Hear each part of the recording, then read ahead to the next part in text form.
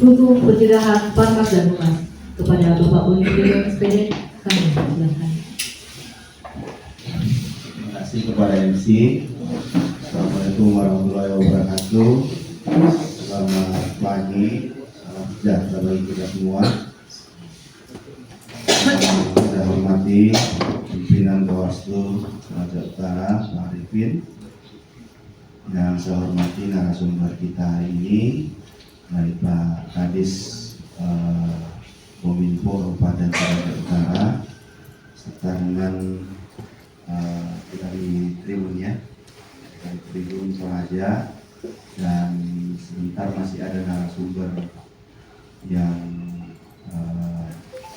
ketiga dan keempat itu dari orang fotografer ya, kemudian yang terakhir dia konten kreator yang memang lagi naik daun khususnya di daerah Toraja.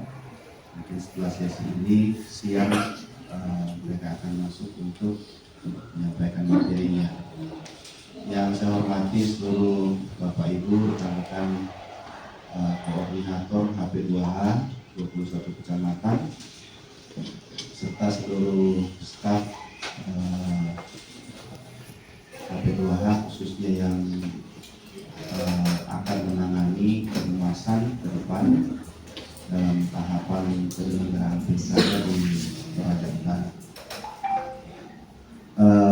Sebelumnya saya secara pribadi mohon maaf karena seharusnya kegiatan kita ini harusnya dimulai jam 9 pagi tadi, namun karena ada halangan, saya secara khusus tidak enak badan mulai dari kemarin merasakan pelit dan tumbung, dan puncaknya kemarin di CC-an atau sampai di tulang belakang sudah seperti mau menangis saya. Sampai di kantor harus muntah-muntah, di rumah lagi setelah diantar setelah kemarin. Tadi malam diurut makan sekitar setengah 10 mungkin kembali muntah-muntah. Ya puji Tuhan, pagi ini walaupun sampai dengan saat ini masih terasa, karena tugas dan kewajiban kita selaku pengawas pemilu dan mengingat kegiatan ini merupakan kegiatan yang sangat penting bagi lembaga kita, dan ini berkaitan dengan humasan, maka mau tidak hadir di dalam kegiatan ini. Nah, Bapak Ibu, mengapa kegiatan ini kami laksanakan untuk kita ikuti secara bersama-sama, mengingat humas itu atau kehumasan merupakan sebuah atau bisa dikatakan suatu hal yang sangat penting dalam sebuah lembaga, dan humas atau kehumasan ini merupakan citra lembaga. Tanpa humas yang baik, manajemen humas yang baik, kerja-kerja daripada lembaga itu tidak akan terpublikasi. Bapak Ibu bisa bayangkan bahwa mungkin ya sudah mulai terasa ya tahapan pengawasan kita, khususnya tahapan pencocokan dan penelitian ini, di mana setiap hari dari periode 24 Juni kemarin sampai dengan 24 Juli nanti ini, teman-teman PKD dan Bapak Ibu yang melakukan pendampingan, monitoring, begitu juga dengan kami bagi PKD dalam melaksanakan pengawasan langsung, baik itu berupa waskat, pengawasan melekat maupun pengawasan uji petik, itu betul-betul berjibaku setiap hari melakukan pengawasan demi suksesnya pelaksanaan coklit ini. Nah, secara pribadi saya sendiri betul-betul merasakan dalam rentang waktu beberapa hari ini, setelah agak longgar sedikit dari tugas luar, saya turun bersama teman-teman melakukan monitoring, pendampingan dan evaluasi terhadap hasil-hasil kerja teman-teman. Betul-betul terasa capeknya. Nah, dengan kegiatan-kegiatan tersebut, tentu masyarakat publik harus ketahui apa yang dikerjakan oleh Bawaslu, sehingga stigma beberapa waktu yang lalu ada pandangan dari masyarakat, dari publik mungkin bahwa Bawaslu ini atau Panwas ini apa sih pekerjaannya, selalu tidak pernah kelihatan.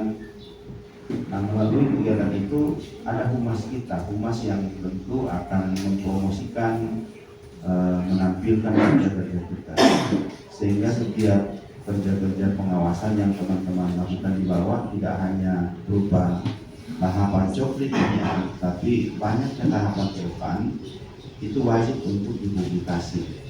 Nah, sehingga kita butuh operator yang menangani pengawasan dengan baik untuk kemudian mengemas hal tersebut dalam sebuah konten-konten yang menarik, baik itu berupa flyer atau mungkin video-video pendek, karena itu yang memang lagi booming sekarang. Kemudian dengan narasi-narasi yang membangun, narasi-narasi positif yang tentu bisa memperkuat soliditas kelembagaan kita, bisa menarik perhatian masyarakat, khususnya dalam rangka bagaimana kita bisa menggugah masyarakat untuk membantu kita dalam kerja-kerja pengawasan partisipatif. Karena secara SDM kita tidak mampu, Bawaslu tidak mampu secara SDM untuk menjangkau, melakukan pengawasan ke seluruh lapisan masyarakat dan seluruh tahapan ini. Sehingga di dalam aturan kita di Bawaslu itu dimungkinkan untuk menggandeng pengawasan partisipatif dari masyarakat. Beberapa waktu yang lalu juga kami sudah berupaya melakukan ini, baik pertemuan dengan pemilih-pemilih perempuan, kemudian nanti ini akan dilakukan lagi dengan pemilih disabilitas dan lain sebagainya, termasuk kami mengumpulkan tokoh-tokoh agama kemarin, tokoh-tokoh adat, dan ada beberapa poin yang akan menjadi tindak lanjut ke depan, dan ini akan kami lakukan.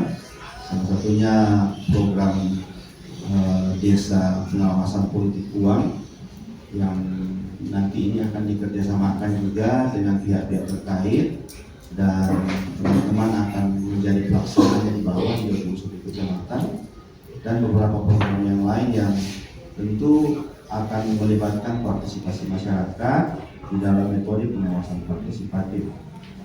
Nah, tentu ini kita berharap agar bisa menjadi kanal, menjadi saluran bagi masyarakat untuk betul-betul bisa melaporkan setiap dugaan-dugaan pelanggaran kepada Bawaslu.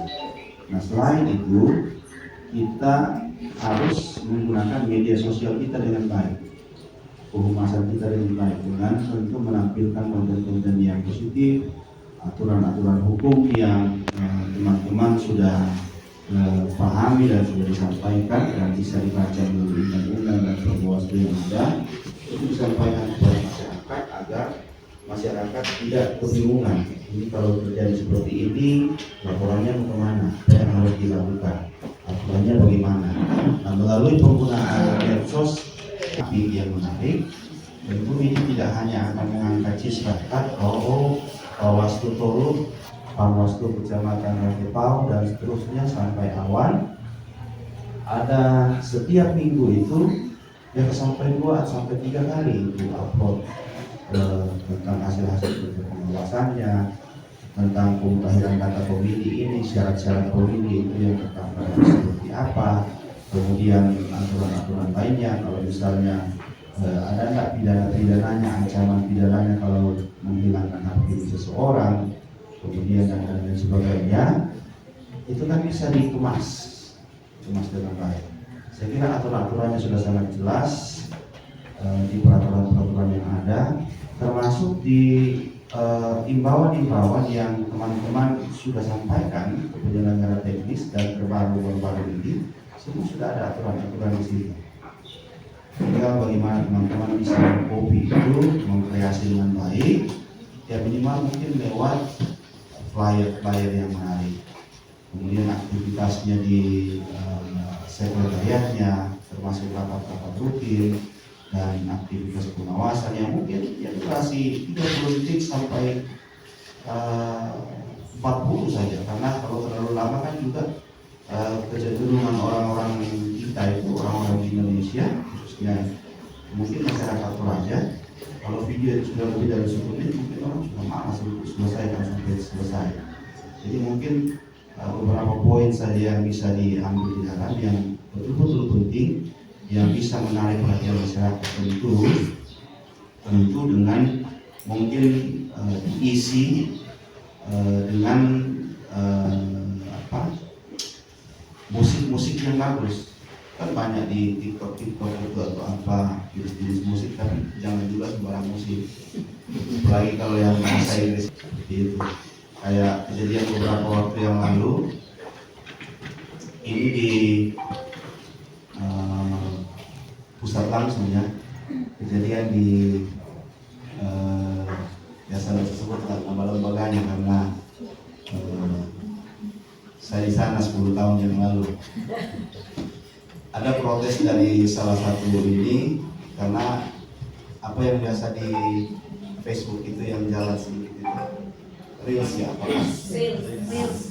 Keren sih dia punya publikasi, tapi musiknya itu yang bahasa Inggris yang kurang elok, sehingga itu diprotes oleh beberapa orang, khususnya pada masyarakat. Itu tidak elok lah untuk digunakan dalam narasi pemiluan. Nah, ini yang tentu penting kita atau teman-teman ketahui, tidak hanya melong musiknya tuh pokoknya hentakannya bagus apa, tapi apalagi kalau lagunya Lady Gaga. Lady Gaga ini kan pemuja setan, jadi janganlah mengambil lagu-lagu itu karena tidak berrelasi, tentu ya tidak elok, tidak ada hubungannya dengan pemilu atau pilkada.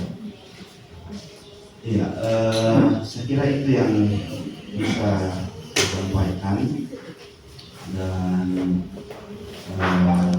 kami berpesan bahwa mudah-mudahan setelah kegiatan ini, pimpinan teknis ini ada perubahan di lembaga kita. Teman-teman di 21 kecamatan tentu bisa merangkul PKD bagaimana caranya membuat humas kita ini bisa menjadi contoh yang baik di Sulsel ini, Sumber Bicara Indonesia dulu, kita berbicara Sulawesi Selatan ini, karena humas Bawaslu di Sulsel ini betul-betul bersaing.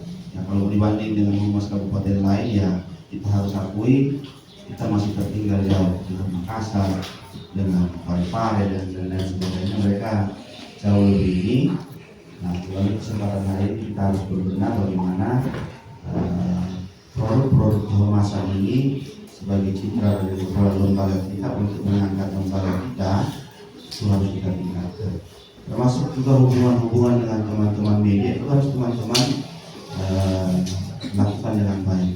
Nah, di kita kan di Palocan di Keso itu kan ada orang media, ketuanya Keso itu kan orang media. Jadi bisa tanya-tanya bagaimana bisa mendapat dukungan dari teman-teman media, karena media itu yang bisa membantu kita untuk membangun citra positif lembaga. Semuanya itu tergantung media. Kalau apapun kita kerjakan baik, tapi kalau hubungan kita dengan media kurang baik, ya bisa saja tidak ada pemberitaan sama sekali. Seperti itu. Jadi ini yang kami harap kita bisa lakukan dengan baik ke depan demi citra positif lembaga kita, dan mempublikasi kegiatan-kegiatan pengawasan kepada masyarakat untuk diketahui dan menggugah masyarakat bahwa betul-betul Bawaslu Toraja Utara ini sampai ke PKD-nya betul-betul melaksanakan kegiatan pengawasan ini dengan baik. Demikian mungkin yang bisa saya sampaikan, dan sekali lagi terima kasih atas kehadiran kita semua, khususnya kepada Bapak Ibu narasumber, dan saya kembalikan kepada